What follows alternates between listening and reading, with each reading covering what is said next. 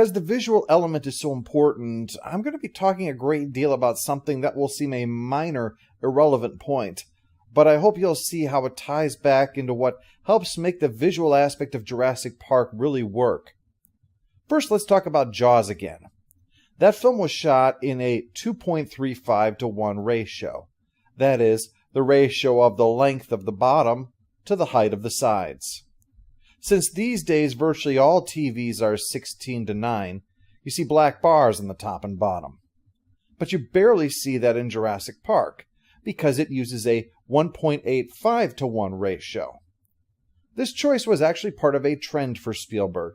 After Raiders of the Lost Ark, he began using 1.85 for all of his works, with a few exceptions. The Indiana Jones pictures, to maintain the same look, and the film Hook and Minority Report. It would not be until he made Munich in 2006 that he would then switch back to using 2.35 for the most part. Though to be technical, this was spherical rather than anamorphic, with again the exception of Indy 4 for consistency. Later on, he then used the so similar that some treated as being the same 2.39 to 1.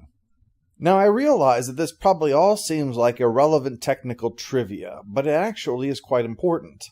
See, Spielberg had originally switched to 1.85 for E.T. because it was a smaller and more personal film to him, and so needed the intimacy that would provide, unlike the wider screens, which provide room for horizontal movement. Basically, the reason I'm bringing all this up is because this is the filmmaker's canvas. It's like a painting, but with the addition of the dimension of time, so you have length and width and motion to determine what is the right size for your canvas. Take, for example, this scene in Jaws, which shows Chrissy in frame despite being thrashed about, and right up close. We're right in the middle of her attack. The width of the frame is what allows this. Now, in contrast, you can go back to the old days of 4 to 3, the Academy ratio as it's called, and technically it is 1.37 to 1. The film that is perhaps most famous for its work in the Academy ratio is Citizen Kane.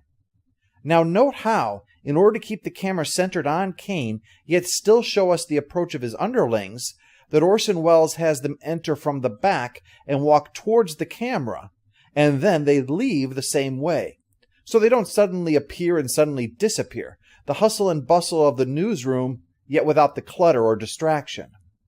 Welles was not stymied by the lack of the horizontal that the Academy ratio provides. And then note how he makes use of the vertical space that it allows, the seated Kane and the standing men around him of different heights.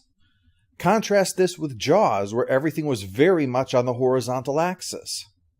So note how neither one is superior to the other.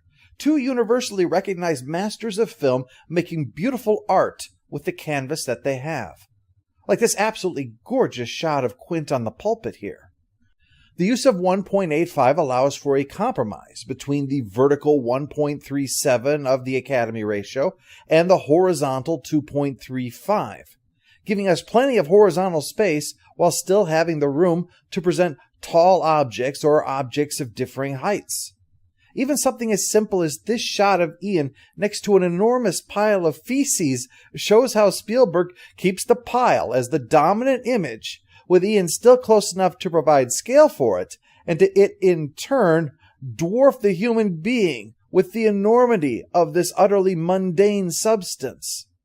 If that's what Spielberg can do when literally filming a big pile of crap, how much more effective is it when we're seeing the giants of nature alongside ourselves? Moments later, the T-Rex emerges from her pen, bigger than life. Note again how the use of 1.85 allows the animal to completely dominate the shot. We're just filling the screen here, with the Land Rovers providing scale for just how enormous it is. Take a look at a comparable scene from Jurassic World 2 Dinosaur Mansion. That film uses 2.39, and so consequently it has to pull the camera further back to allow for the dinosaur's height and the volcano, leaving this wasted space off to the sides. Now, Spielberg had actually tried to persuade the director to use 1.85, but he didn't force the issue. But it's the reason why it looks like this. Take a look, though, at how different this shot appears if we show it in 1.85.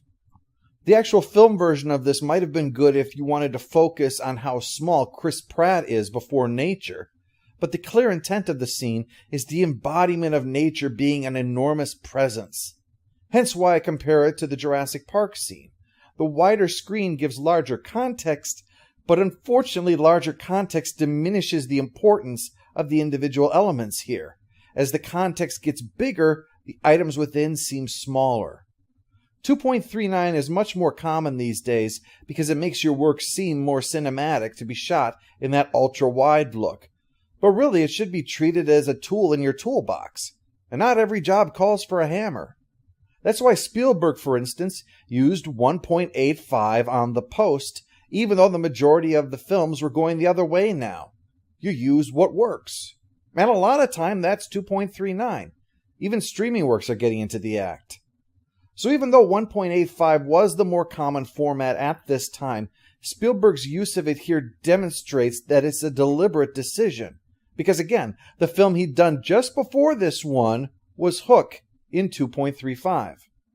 Sometimes the most common tool is the right tool, but the sign of a real craftsman is someone who picks the right tool because it's the right tool, and not the one who picks it presuming that it's the only tool.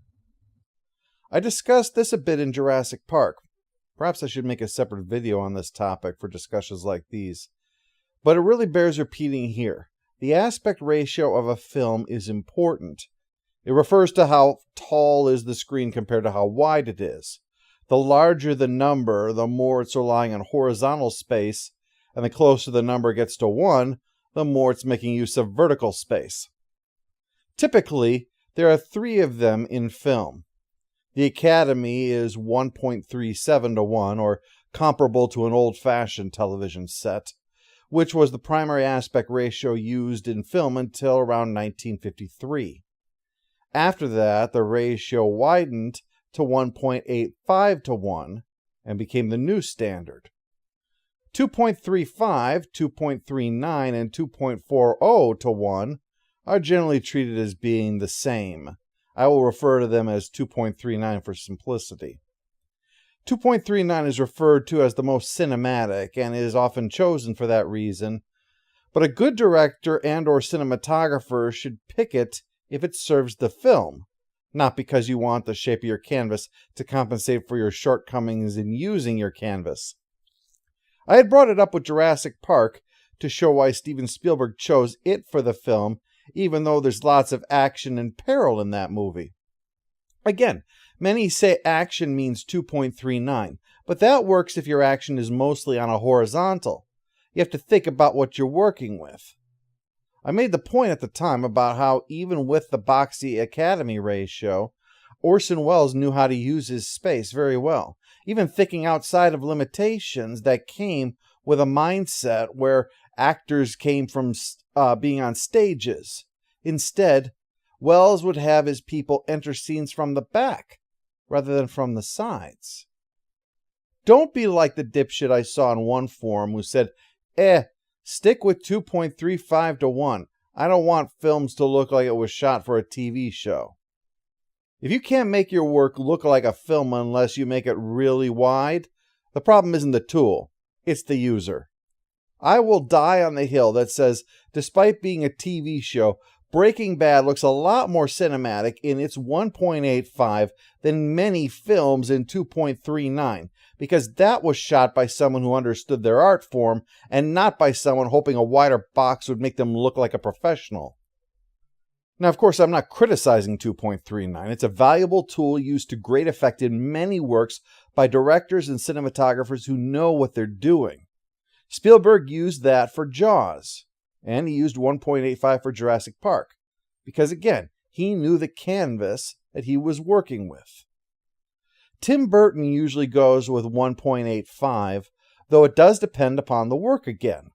Mars Attacks and Planet of the Apes, for example, were in 2.39 because there was much more need for horizontal space than for vertical space in those films. Whereas here, as you can see, the enormity of the factory, just like the enormity of Spielberg's dinosaurs, requires more vertical canvas space. You show this in 2.39, and you'll either not capture enough of it to show the scale, or you'll have to pull back so much that it becomes diminished.